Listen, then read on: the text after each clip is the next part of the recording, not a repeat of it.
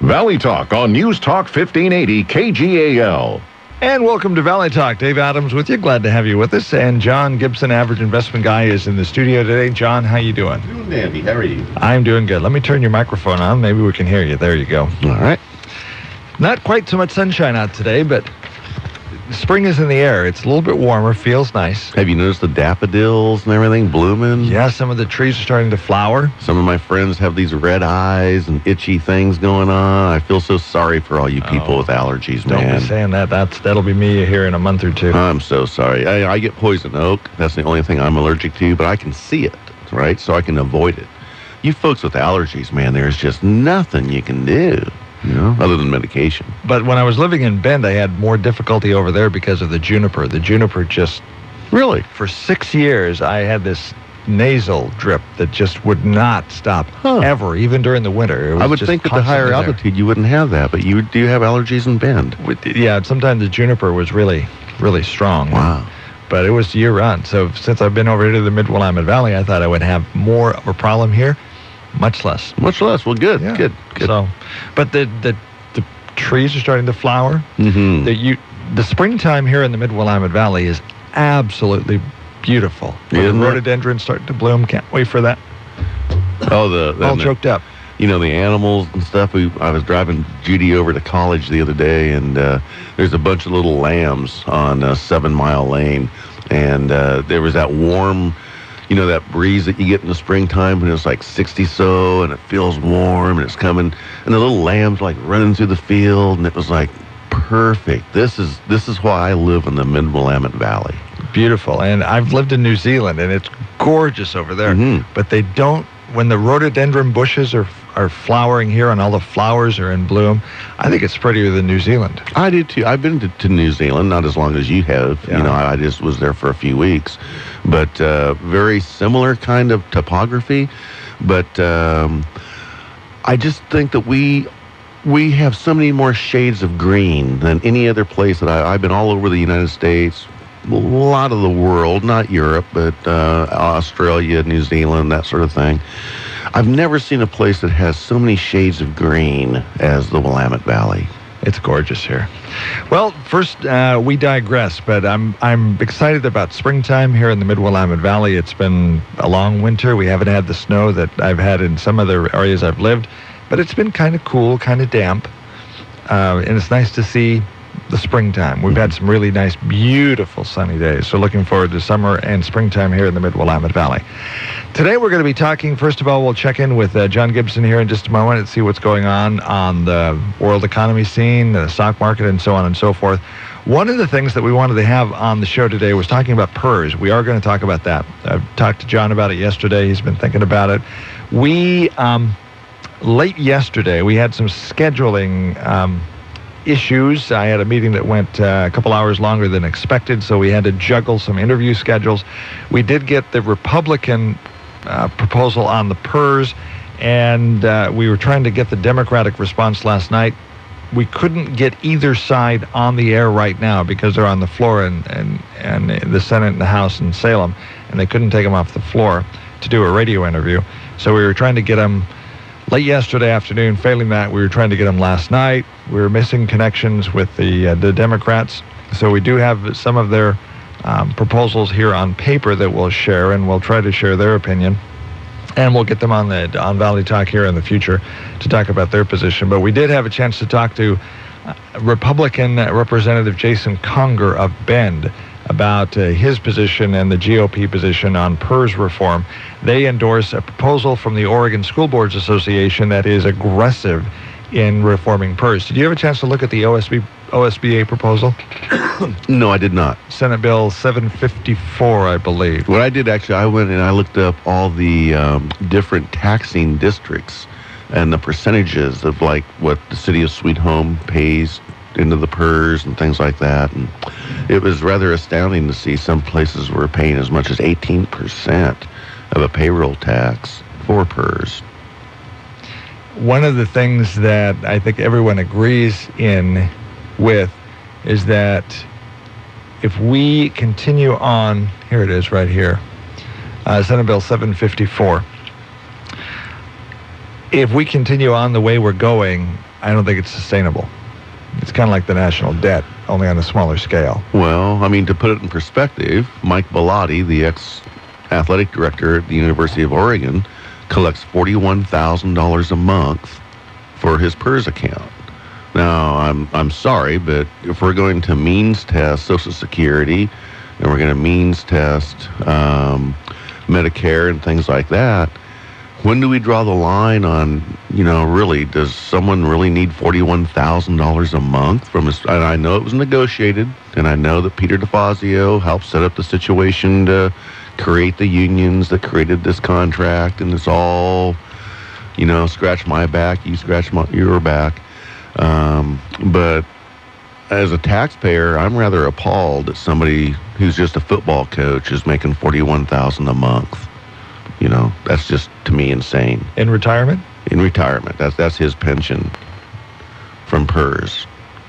And it was negotiated. It's legal. I know all you U of O fans are out there screaming at me, but I'm sorry. I have to pay that, so I have a right to be angry. Well, there's both sides of the argument, and you could say, and one of the things that I know the PERS retirees, I can hear them screaming in the background, that we, for years and years and years, gave up retirement. We could have made more. This is what I'm told by, I'm trying to represent their argument because we could not, because of scheduling issues, get them on the show this morning. So we're doing everything we can to present both sides of the issue. They're saying for years and years, we gave up salary increases, and we could have made more in the public sector. We stayed in the retirement sector because of the retirement.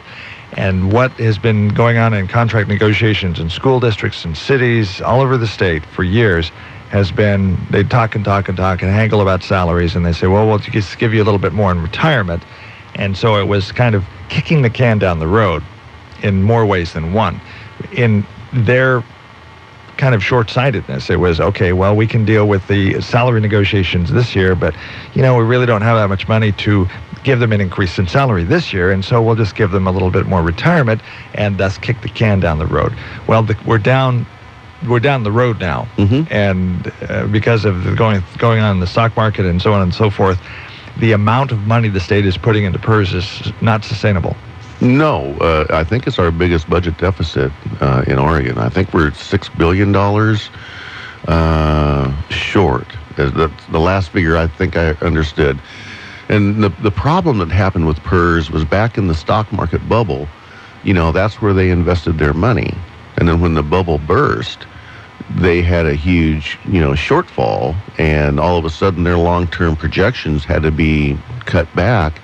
And now we're in a situation to where they were overextended, and now we don't have the money to pay what they were promised.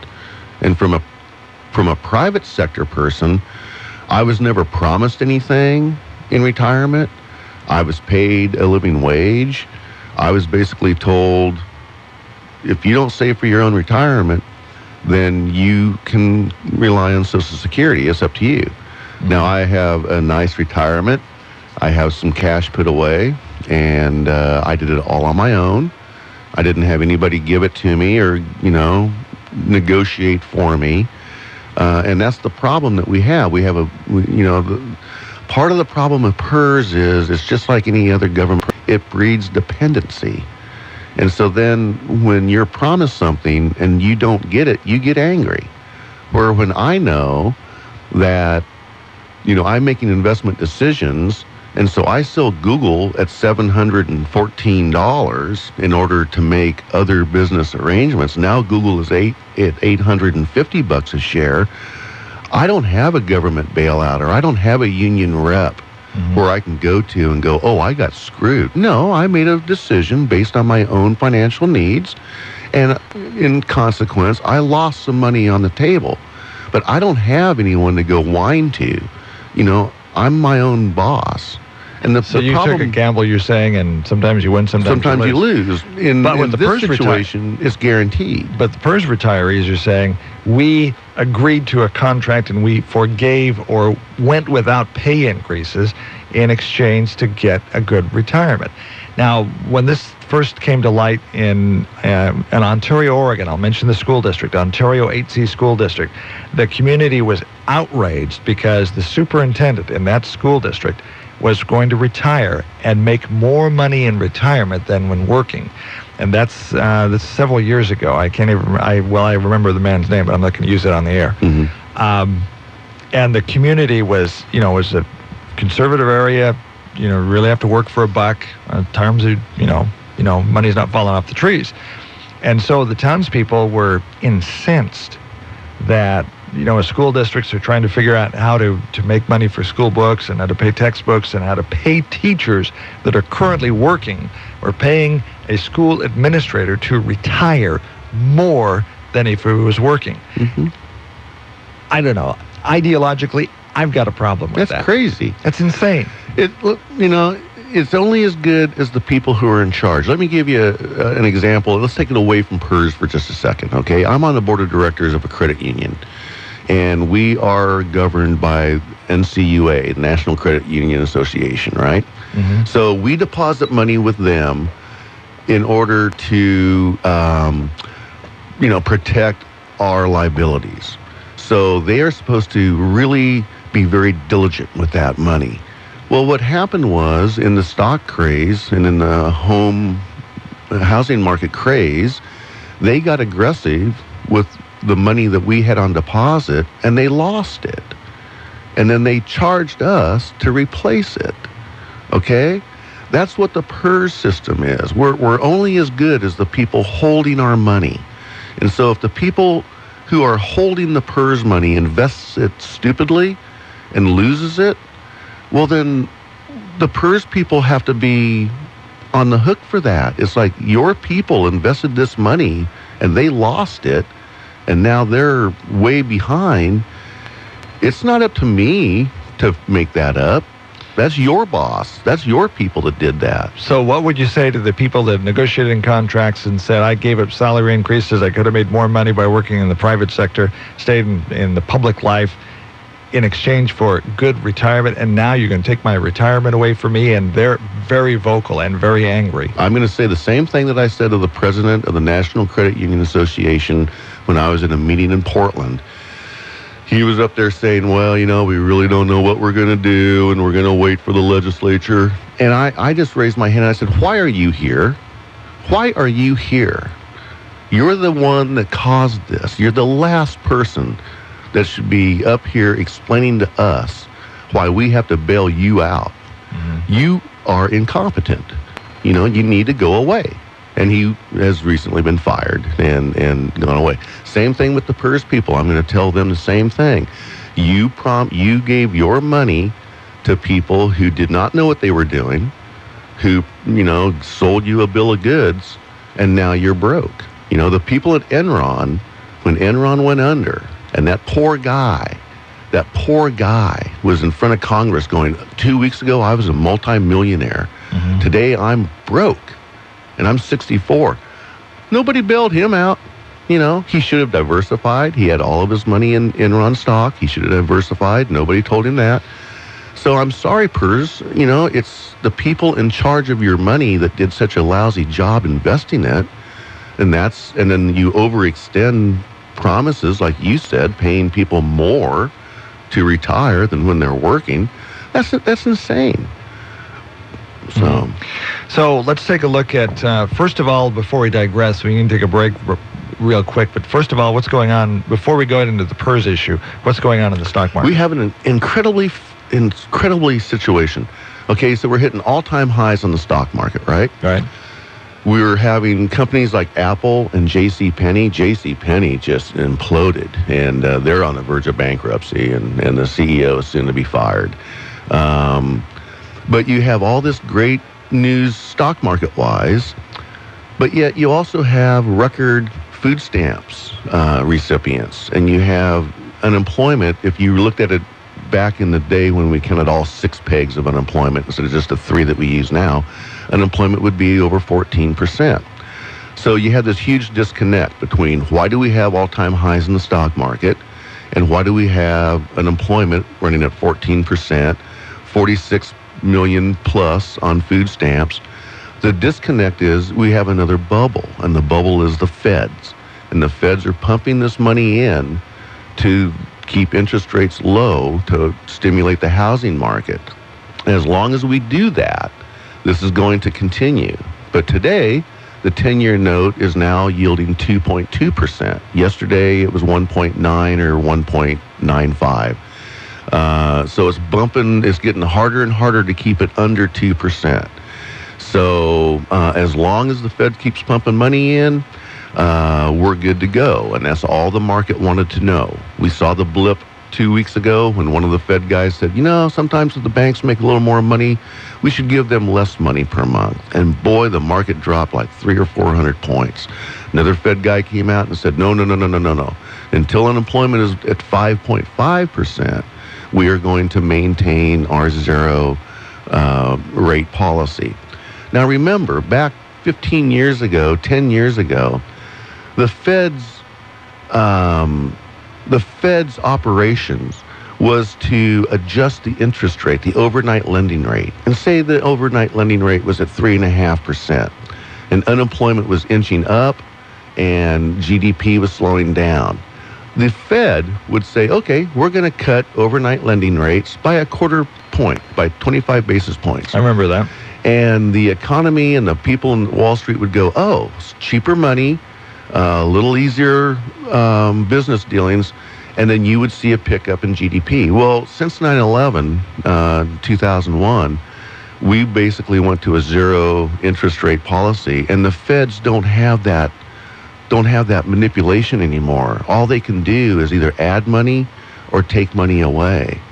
And let me tell you, they're adding money at $85 billion a month, into the banks. We're buying back bad debt, the bad mortgage derivatives that were created by the housing industry. Once that stops, then the game changes. And so it's the old saying about you want to step off the wave right before it hits the beach. Now, I got out a little early, but if you go back to the Great Depression and you look at every time the stock market has hit an all-time high, there's generally about a 10% pullback a few months down the road. Why? I don't know. But in this particular situation, we are so fragile that any little hiccup is really going to cause a problem, even if it's in Spain or Greece. So we are riding a bubble, and this is not a market based on good financial foundations. Our GDP is growing at 0.1% for the fourth quarter. That's awful. We created 200 and some odd thousand jobs, and everybody's going, that's terrific. I remember times of 700,000 jobs a month, and we had 20,000 people on food stamps, and we had people moving down off of entitlements instead of moving on to entitlements. I don't know. I'm very pessimistic about. But we are hearing some good news coming from Wall Street. We're hearing, stock market. So it just as you pick up, as you listen to the headlines on the radio, newscast comes on, stock market's having a great day. That would tend to boost consumer confidence. People might think, well, maybe it's not as bad, or maybe things are going to get a little bit better. Maybe I can buy that ATV, or maybe I can buy that car. It will get better. So on and so forth. It will get better. So as you improve consumer confidence, the theory, I think, then is that the people will let loose some money and start spending, and that will tend to prime the economy. Right, but in the old days, you had a whole bunch of little businesses creating a whole bunch of little jobs, creating a whole lot of wage earners going out and buying stuff. What we have today is one big employer, the federal government, and Nancy Pelosi says that food stamps is a job creator. I mean, she actually says that food stamps is a job creator. So when you have that mentality, once that one employer runs out of the ability to spread all that money around, once you have to start cutting back, and we already saw it with the sequester, 11% cut for long-term unemployment benefits. Wow. You're going to hit those people first. You're going to close down tours to the White House. And you're going to hit long-term unemployed by 10%. And yet you still have 3 calligraphers working for you in the White House, making $100,000 a year, writing invitations to come to White House parties. I mean, yeah, the priorities are just so out of whack that I'm closing on a house today. I just bought another house, and I would so much rather have a handful of ground than a stock at this point in my life. Now, I'm still in the market. I'm still way heavy in, I mean, I got money in the market, okay? I'm not running away, but my finger's on the trigger, you know? Not a gun trigger. I mean, I don't want the ATF showing up, but... And so you're looking at investing in real estate than stocks? Or ground? You said ground. I see at some point, 4 years from now, I could see the 10-year note yielding 5%. And we're at 2% right now. So we're heading for either a recession or a depression because that increases the cost of our debt, you know? So when you get your Visa bill and your interest rate goes from 15% to 20%, that's a huge increase in the amount of money that you're financing. And that's what we're doing. You know, we owe $16 trillion. Boy, you notch that interest rate up 3 or 4%. That's a huge part of our GDP. Okay.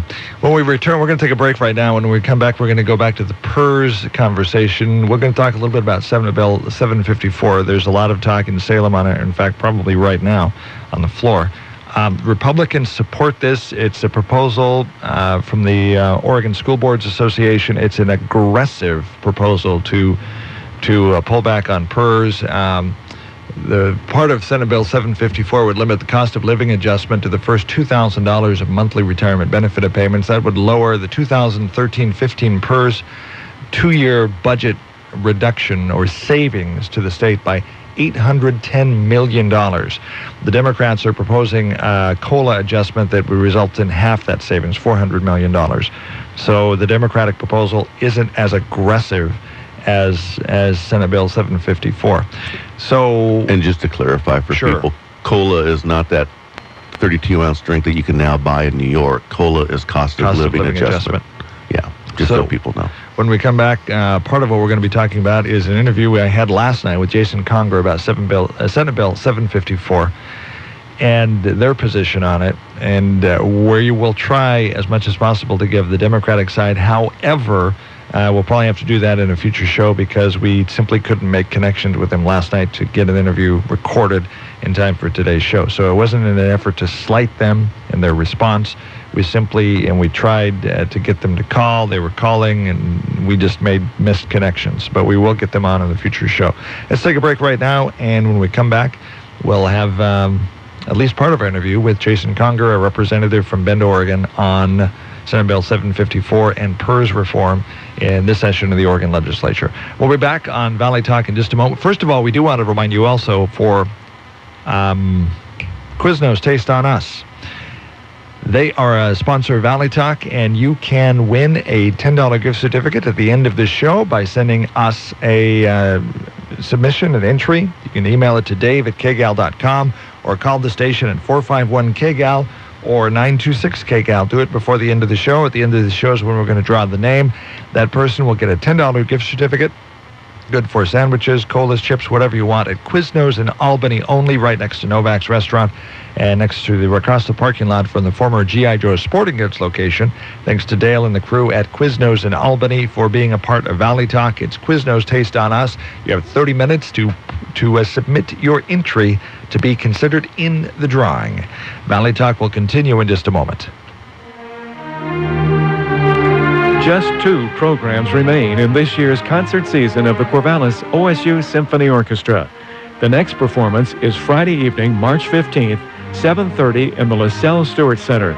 Under the direction of conductor Stephen Zilke, the orchestra and the OSU Chamber Choir will perform Bach's St. Matthew Passion. The Passion, written in 1727, sets to music chapters 26 and 27 of the Gospel of Matthew. It is regarded as one of the masterpieces of classical sacred music. Tickets are available at Grace Wins Music and Grassroots Books and Music in Corvallis, and they're available online at cosusymphony.org. The Corvallis OSU Symphony Orchestra invites you to bring the entire family to this special performance, Bach's St. Matthew Passion, Friday evening, March 15th, 7:30, in the LaSalle Stewart Center on the OSU campus. Are you thinking about getting new windows but aren't excited about spending 3 to 4 hours with a pushy salesperson from out of town? Hi, this is Brian at Smith Glass. We offer double and triple pane windows with a lifetime warranty for much less than those Portland or Seattle guys. Plus, we're your neighbors. Our salespeople are friendly and helpful. Visit us today on Southwest 3rd in Corvallis or at the foot of the Lion Street Bridge in Albany or on the web at smith-glass.com. On the cutting edge since 1945, Smith Glass Service. The Albany Public Schools Foundation presents the iRun. Don't be confused. This is not a new exercise device. This is the iRun for Kids 5K run walk and 10-mile run on Saturday, March 16th for the Albany Public Schools Foundation. Register online at albanypublicschoolsfoundation.org. iRun for Kids proceeds support Albany Public Schools Foundation's Classroom Grants Program, enriching the education opportunities for Albany Public School District students. Let's run together. A good web page is a must sales tool for today's businesses. Sandy M Communications will put together an efficient, thorough web page that is right for your business. Sandy M Communications knows how to bring customers to your door and your phone. Call them at 541-223-7444. Put Sandy M Communications to work for you. Call them at 541-223-7444 or visit sandymcommunications.com. Now you can manage your printers as easy as you manage your copiers. Managed print services from Ultrex, maintenance, toner cartridges, and repairs, all in just one monthly payment. Hewlett-Packard, Lexmark, Brother, just to name a few. All you have to do is buy the paper. It's that easy. Just call Ultrex today and ask about their managed print services. Ultrex Business Solutions, your locally owned and operated copier company, proudly supporting our community. Ultrex Business Solutions. Hear the truth and only the truth from your cultural crusader, Michael Medved, on News Talk 1580 KGAL. Welcome back to Valley Talk. We're talking about PERS reform, and we have an interview queued up with Jason Conger, representative from Bend, in just a moment about the Republican side. Since we don't have an interview with the Democratic side, let's do theirs first. We did get a letter from Lindsay O'Brien, Deputy Communications Director from the House Majority Office, this morning in lieu of an interview. They've attached the budget. They're proposing a COLA adjustment for PERS members that will result in about $400 million in savings system-wide. That's about half of what the GOP proposal is. In addition, the budget includes the governor's proposal to end the tax assistance payments to out-of-state retirees. This, in combination with the COLA adjustments, will bring system-wide savings at $455 million as you look at the PERS cost. Prior to this session, the anticipated average increase in PERS cost to public employees for the biennium of 2013-15 was 4.9% of payroll.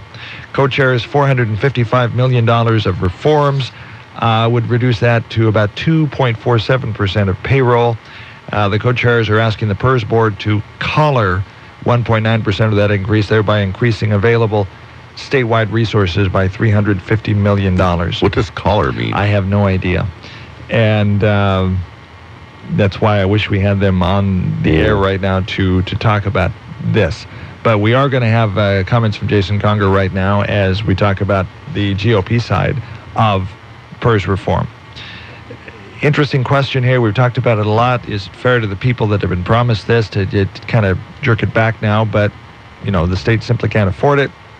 Somebody's got to pay the bill. I feel unfortunate because oftentimes I have people come to me, even though I'm not a licensed stockbroker or nothing, but my advice is free. And they come to me and they say, hey, you know, I've got this investment that they guarantee a 12% return. And I said, okay, you know, what if they go out of business? And they go, well, do I still get my 12%? And I go, well, of course not. It's the same thing, except here it's guaranteed by the government, i.e. taxpayers. Let's go to the interview. And on this edition of Valley Talk, we have a chance to talk to Jason Conger, a state representative from the Bend, Oregon area. Jason, glad to have you on Valley Talk today. Great to be with you, Dave. One of the biggest parts of fixing the budget for the state is dealing with PERS. What is the Republican Party's answer to dealing with this? What do you guys come up with so far? Well, I think there's a number of proposals that have been introduced as legislation, but the one that we are supporting, the one that we think has the most compelling arguments for it, is actually a package of about 4 or 5 different reforms that was introduced at the request of the Oregon School Boards Association. And it has a lot of support from just various organizations, local governments, school boards, obviously, and others. And that piece of legislation is, I'm going to give you the number just so you know I've got a good memory for it, but Senate Bill 754, I believe, is the Oregon School Boards Association. And that is the package altogether, if it all passed, would save somewhere between $1.75 and $2 billion in the coming biennium. So it is a huge, huge piece of the puzzle as we look ahead to the budget. Now, this is an aggressive package to reform and takes more money out of PERS and puts it into funding for schools. Is that correct? And there's a concern from some. Some are criticizing that it's too much as far as the limitations it puts on the people in the PERS system. Yeah, that is a criticism. Anytime you try to reform PERS, and to be clear, I've been at it now for about 2 years trying to raise awareness about this issue and trying to work on a thoughtful and reasonable package of PERS reforms. And obviously the criticism always comes up. You're taking money away from retirees. And frankly, with this package, I don't see it that way. These are, the first 2 reforms are things that the governor introduced and assumed actually in his proposed budget would get passed. And the next one is undoing a reform from 2003. So in 2003, the legislature did some pretty comprehensive PERS reforms, and one of those reforms was to take the employee 6% contribution out of the PERS fund and put it into a separate account called an IAP.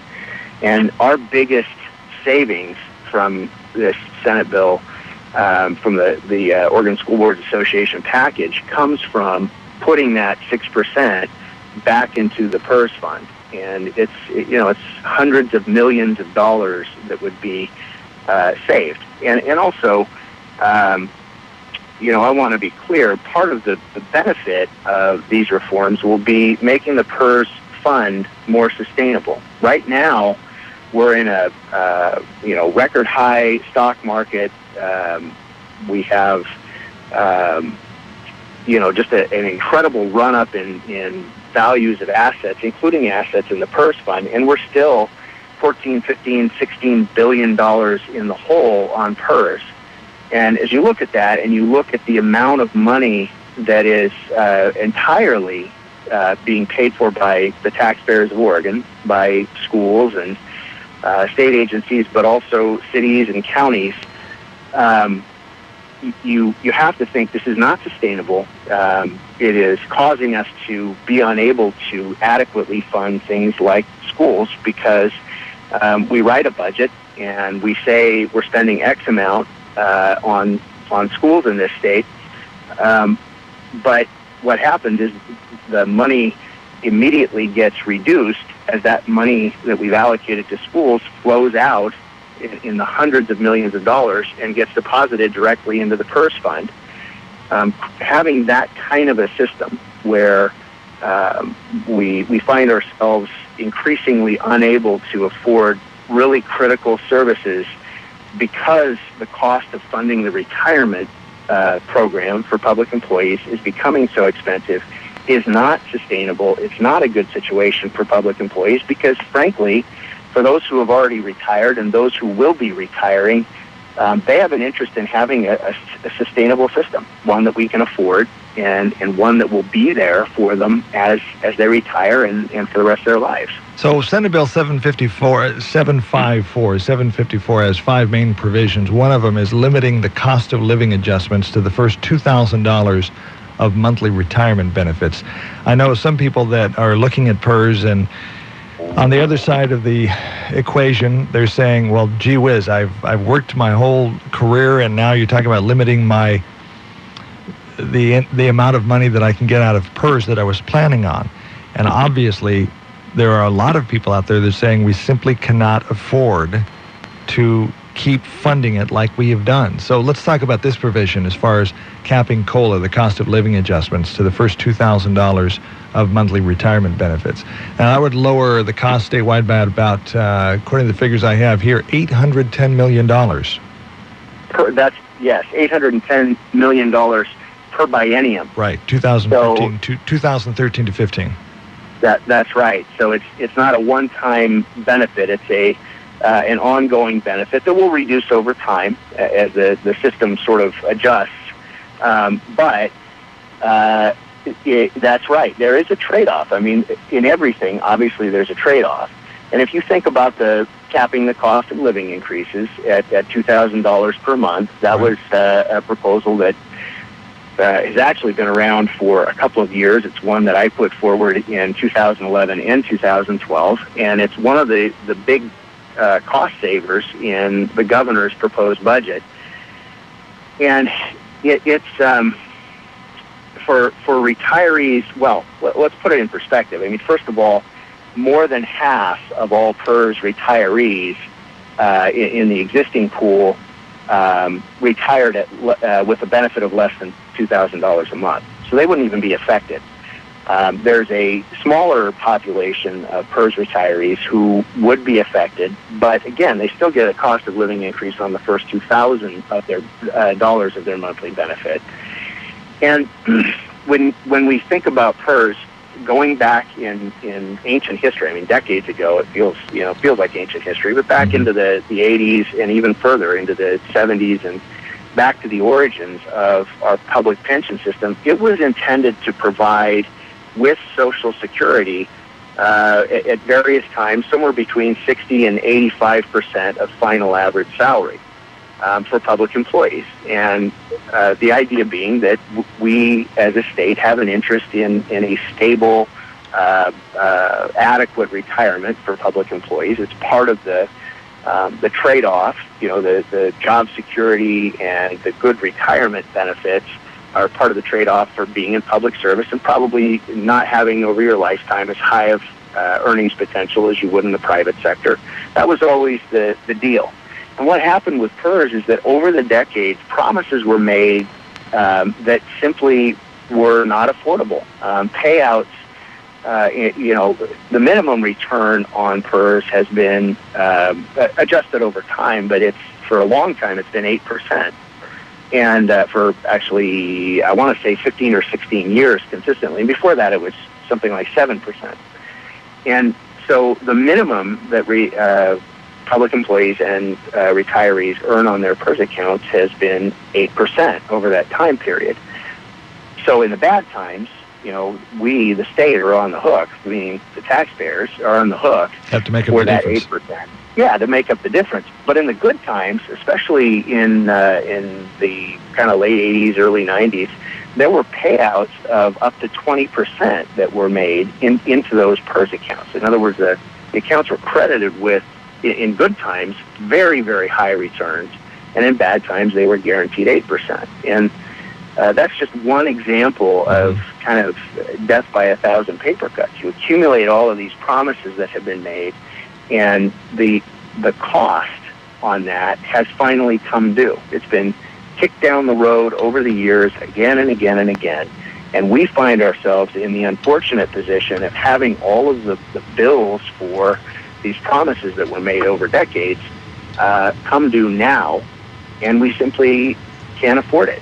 Jason Conger, a representative from Bend, will continue our conversation with him. In the studio with me today is John Gibson, our average investment guy we normally have here. And we're going to take a break and play Charles Osgood and some commercials. We'll be back and we talk more about PERS. Incidentally, very interested in what you think. If you're a PERS retiree and you think that, I'm very upset that they're cutting my income that I'm getting from PERS, and I'm counting on this for retirement, I want to hear from you. Because again, I stress this because I want you to know that we are doing everything we can to present both sides of this argument, that we'd like to hear from you. My email address is dave@kgal.com. We'll be back with Valley Talk in just a moment. The Osgood File is sponsored in part by LifeLock, not only guarding your identity, good name, and credit, but also monitoring your bank accounts for takeover fraud. LifeLock is the only identity theft protection service that does that. Find out more at lifelock.com. This is Charles Osgood.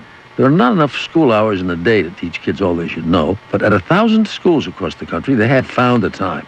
Our CBS News colleague Jeff Glor has checked one of them out, as you'll hear after this. You went to bed with your life savings in a bank, and you woke up broke. That's because an ID thief stole your identity, took over your bank accounts, and stole everything, including your retirement. And then it hits you.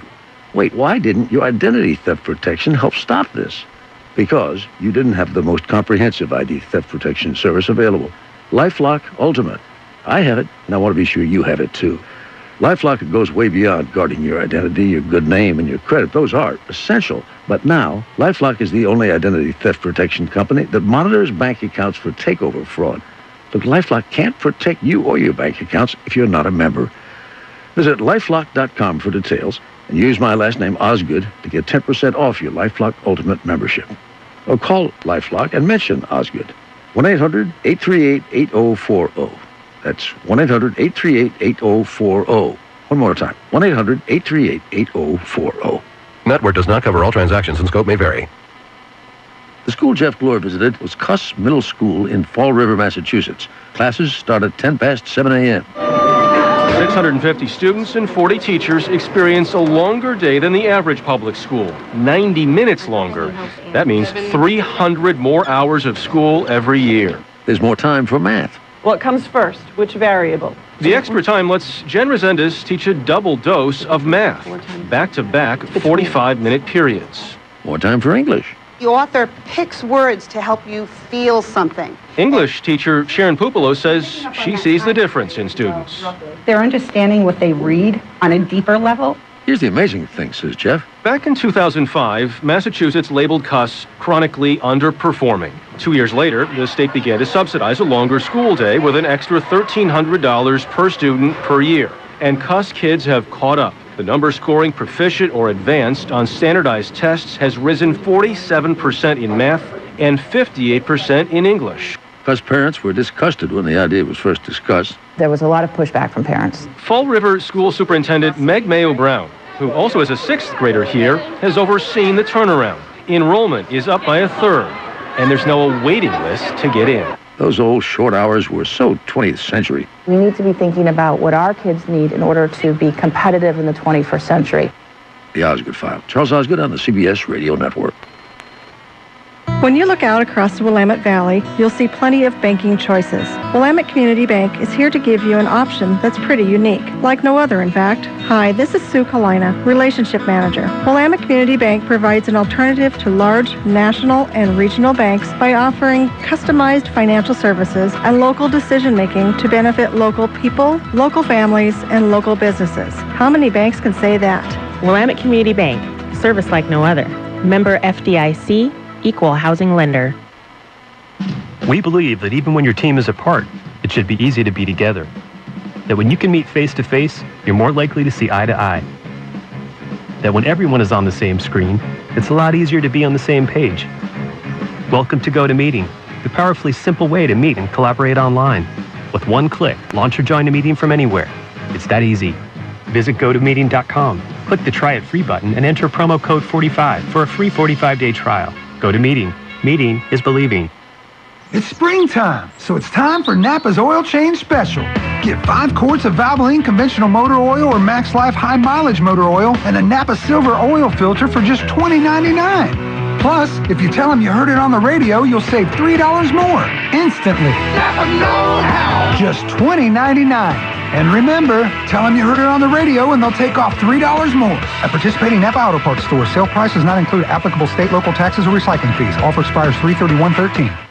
Your voice of reason in the West is Hugh Hewitt. Weekday afternoons at 3 on Smart Talk 1580. KGAL, the program continues. Valley Talk. John Gibson with me in the studio by means of voice recording. We had a chance last night to talk to Jason Conger, a Republican representative from Bend, about PERS reform. Continue our conversation now. And we talk about another big savings from the Senate bill that we were talking about, 754, something called spiking. And let's hear that now. The second criteria was one of the provisions of Senate Bill 754 is spiking. Reforms the practice of spiking. Well, it's the intent is very simple. There's the system now bases the PERS benefit, the retirement pension payments for retirees on final average salary.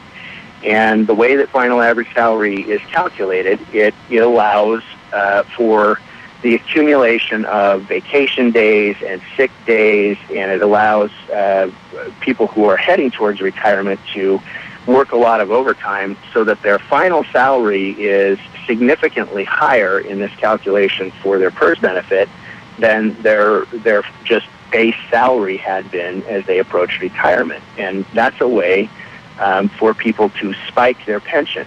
Now, I want to be clear, if that's the way the system is designed, people who do that are just trying to use the rules to get a bigger pension. And I don't think there's anything inherently evil about that. The problem is, of course, it costs a lot of money, and it was never intended, PERS was never intended to do that. So you see people with retirement benefits, they're 100, 110, 120% of their final average salary.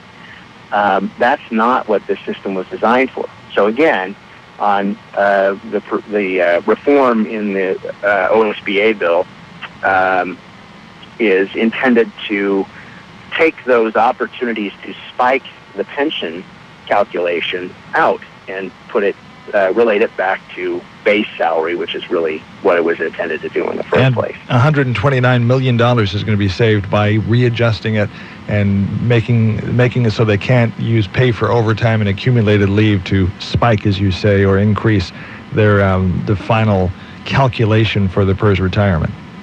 That's right. I mean, again, we got to keep in mind that this stretches over a lot of people and a long time into the future. And therefore, even small, I think, very common sense, very fair reforms like that anti-spiking save a lot of money, $120 million this biennium. That's money we can put back into classrooms. It's money that we can say in our budget we're going to deliver to people in need, to people who are poor or, for public safety, and then actually have the money reach the need, the service at the level where I think Oregonians, myself included, are expecting it will be spent instead of being transferred into the PERS fund. Now, Jason, the provisions of Senate Bill 754 are very aggressive in their proposals. Do you think that having the OSBA, Oregon School Boards Association, which, by virtue of what they do, they're the school board and they work with these all the time, by virtue of having them in the corner of supporting Senate Bill 754, you think that's going to be what you're going to need to put it over the top?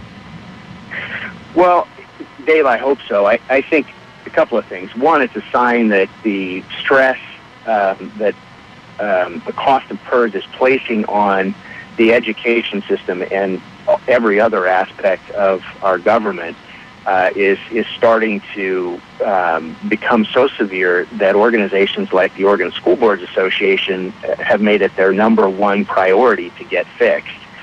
So, I think clearly that supports our effort to get something done. The other benefit really is OSBA is the furthest thing from a partisan organization. They represent school boards all over the state. Obviously, there are Democrats, Republicans, and independents, and everything else represented on those school boards. And they're flagging this not as a partisan issue, but as one of practical necessity, meaning we just have to do it to be able to provide an education for our kids.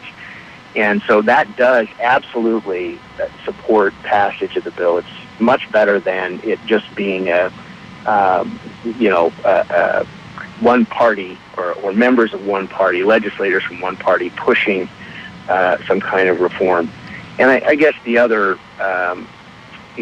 piece of it for me is it demonstrates that something that have believed and have been saying now for a couple of years, which is that schools are really at the front end of the cost of PERS. And so they are feeling the bite about a year or two ahead of most of the rest of the state, most of the rest of the PERS employers, which again includes not just state agencies, but cities and counties and others.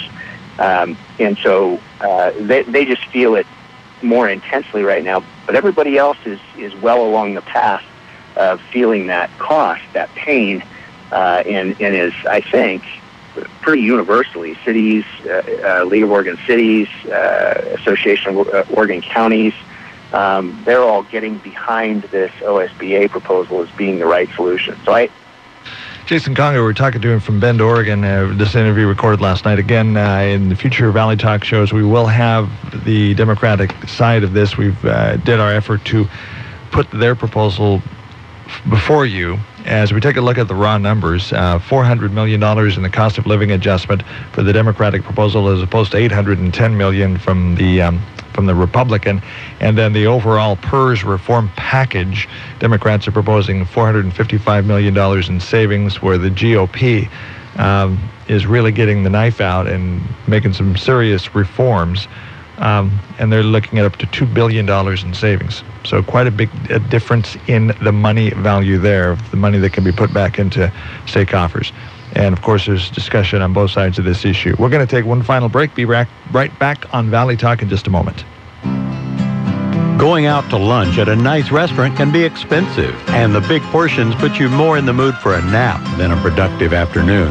Mama's Fine Italian to the rescue. The small appetite senior menu is just right.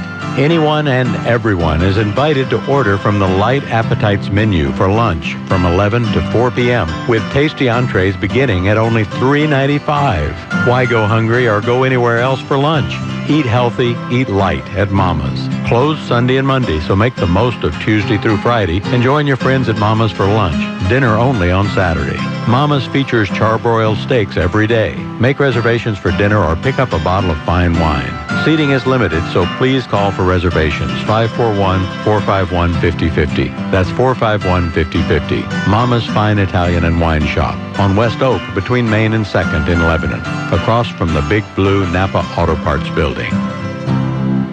Corvallis Independent Business Alliance encourages you to support your community. Chenard's Nursery, Florist, and Landscaping in Lebanon has 29 years of experience serving the Willamette Valley. Chenard's Nursery now has their best selection of the year of fruit, trees, berries, and perennial vegetables. View Chenard's list of spring classes online. Call Chenard's for your spring planting needs. 541-929-3524. Time to reproof your rain gear at the Rain Shed. Do it yourself with help from the experts at the Rain Shed Outdoor Fabrics and Supplies. Patterns, fabrics, insulation, hardware, zippers, new creations, buttons, webbing, notions, elastic. Be inspired. It's all fantastic. Online at therainshed.com. Call 753-8900. Special occasions, parties, and events. Locally owned since 1986. For weddings, banquets, birthdays, reunions, and corporate events. Special Occasions offers a wide variety of party rental and retail supplies for any event, large or small. Online at onestoppartyshop.net. Call now. 541-752-7255. 1435 Northwest 9th Street in Corvallis. Thank you for supporting locally owned independent businesses.